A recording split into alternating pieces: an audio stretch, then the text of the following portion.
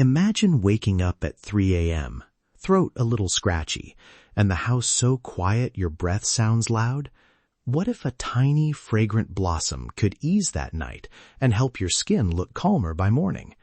That's why today we're talking about elderflower, a soft, floral little ally people use for mild respiratory comfort, skin soothing, and a gentle bedtime ritual. Stay with us, especially to the end, because I'll guide you through a clear, step-by-step elderflower bedtime infusion and a calming facial steam you can make tonight. Love that image. So first, what exactly is elderflower in plain terms? Good question. Elderflower comes from Sambucus nigra, the common elder. Picture loose clusters of tiny star-shaped white flowers on hedgerows in late spring. We mostly work with the dried flowers for teas and steams. They're lightweight, aromatic, and easy to store. Wait, dried only? Not only dried, though dried flowers are the usual. You'll also see elderflower in syrups, hydrosols, and infused skincare. But a quick safety note, never eat raw, uncooked elderberries or other raw parts of the plant.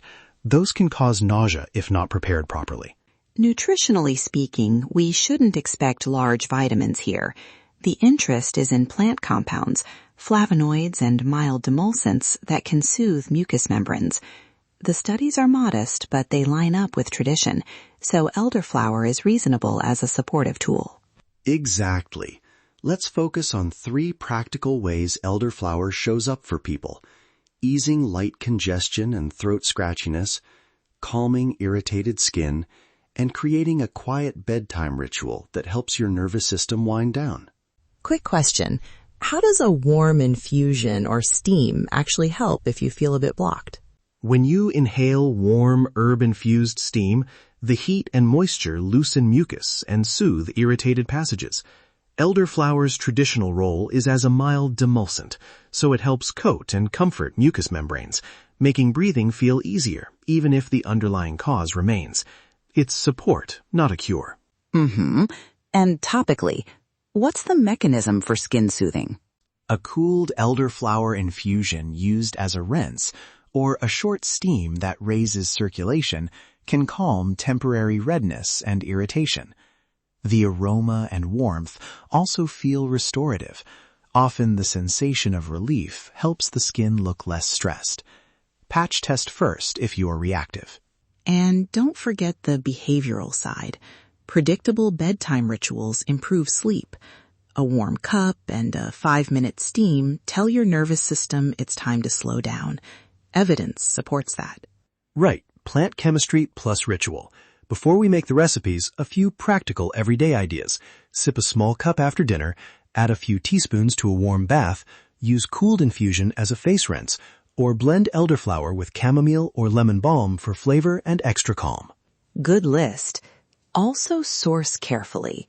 Buy dried elderflower from reputable suppliers, or harvest only if you're certain of identification. Okay, now as promised, let's walk through 2 simple recipes you can do tonight. First, calming elderflower bedtime infusion. Ingredients: 1 to 2 teaspoons dried elderflower, or 1 standard tea bag, 1 cup hot water. Optional, 1 teaspoon honey or a thin slice of lemon. Equipment: a mug, a small teapot or heat-safe cup, and a strainer if you're using loose herb. Step 1. Place the elderflower in your mug or teapot. Step 2. Pour hot just off the boil water, about 205 degrees Fahrenheit, or bubbly, then slightly off. Cover and let the aroma rise for a moment. That smell is part of the ritual.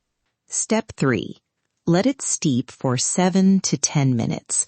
Longer if you want stronger flavor. Step 4. Strain, sweeten if you like, and sip slowly about 30 to 60 minutes before bed. Nice. Now the facial steam.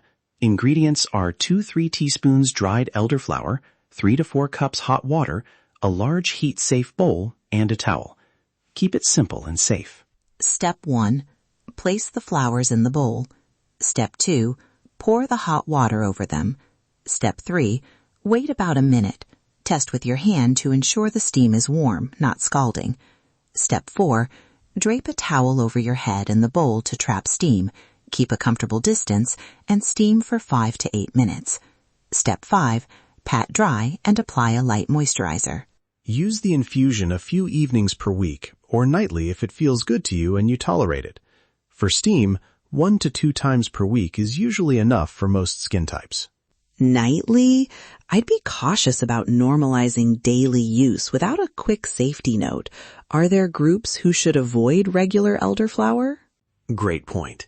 If you're pregnant or breastfeeding, on immunosuppressants, or managing a serious condition, check with your healthcare provider before regular use. Also, if you have known allergies to plants in the daisy or honeysuckle families, patch test first. That's why I said, if it feels good. Listen to your body and pause if anything feels off. Thanks. That's an important distinction. For listeners who want the evidence in plain language, studies on elderflowers look at flavonoids and mild anti-inflammatory actions. Clinical trials are small, but the lab and traditional evidence support mild soothing effects rather than dramatic cures. Good storage tip. Small variations. Add a teaspoon of lemon balm or a chamomile bag to the infusion, or a little honey if your throat needs coating. Those adjustments keep the ritual enjoyable and functional. Before we close, try one small thing this week. Make the infusion or do a short steam and notice how your body responds. That's the real test of any herbal practice. Observe and adjust. If you want the recipe card, photos, and sourcing notes, follow Earthy Memody on Instagram, Twitter, or Facebook. Share this with a friend who breathes or sleeps poorly. They might appreciate a calming ritual. Thank you for spending this time with us. Try the recipe, notice how you feel, and let it become a small, nourishing ritual. Listen to your body. Trust the earth. Feel the difference. Until next time, this is Earthy Remedy.